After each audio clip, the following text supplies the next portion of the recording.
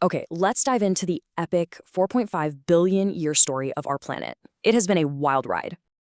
It all kicks off about 4.5 billion years ago as our solar system formed from gas and dust. And early on, Earth really took a beating, but somehow, against all odds, it survived.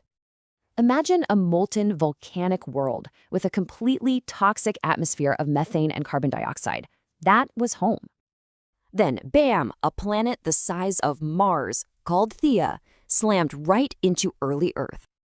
All the debris from that massive crash, gravity pulled it together, and that's how we got the moon. Around 3.8 billion years ago, the planet finally cooled down enough for vast oceans to form. And where there's water, there's life. The first microscopic organisms appeared, kickstarting, well, everything. Then came cyanobacteria. These tiny organisms figured out photosynthesis, and it was a total game changer. But here's the twist. All that new oxygen was toxic, and it plunged the Earth into a deep freeze. Meanwhile, as the air was changing, the continents themselves were constantly shifting and moving around. Then came the Cambrian explosion. Suddenly, complex animal life just burst onto the scene, seemingly out of nowhere. But just as things got interesting, life hit a wall with Earth's very first mass extinction event. Fast forward to 250 million years ago, all that land had drifted into one giant supercontinent, Pangaea.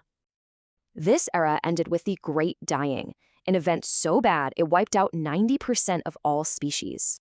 And the cause? Massive volcanic eruptions that kicked off runaway global warming. Sound familiar? But from the ashes, a new group rose to power. For the next 150 million years, dinosaurs ruled. Their reign ended when a massive asteroid slammed into Mexico, blocking out the sun and changing everything.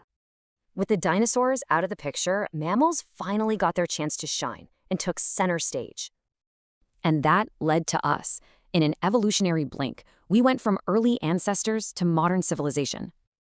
Then, just 250 years ago, things went into overdrive with the Industrial Revolution. That sparked an incredible population boom. Just look at this, from 1 billion to over 8 billion today. Which brings us to now. We're facing a new global threat, one that risks another mass extinction. It's simple, really.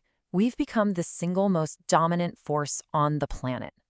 So after billions of years of survival, Earth's future is in our hands. The question is, what comes next?